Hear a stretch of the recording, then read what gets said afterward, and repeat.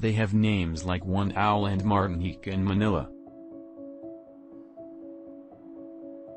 They're floating cities unto themselves, bobbing at anchor along the Southern California coast, waiting their turns to berth at some of the busiest ports in the nation. Regular and contingency anchorages all essentially full, says the October 5 report from the Marine Exchange of Southern California.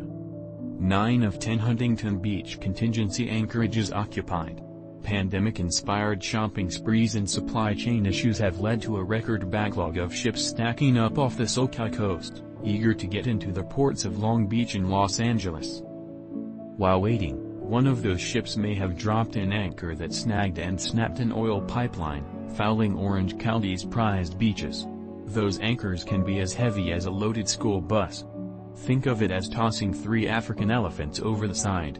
Keeping all this floating traffic from colliding, or worse, is Captain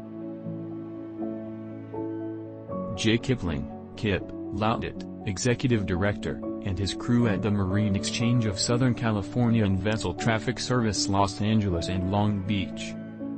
The nonprofit, which contracts with the Coast Guard to provide air traffic control for the sea, directs sea traffic 24 hours a day.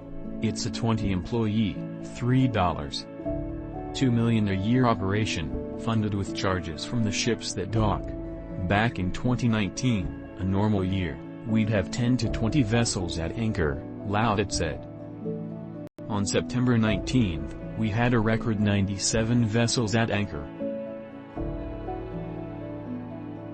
After the pandemic almost shuttered ship arrivals during the spring of 2020 at the ports of Los Angeles and Long Beach, a voracious demand for goods has kept the ports packed with waiting ships since July 2020.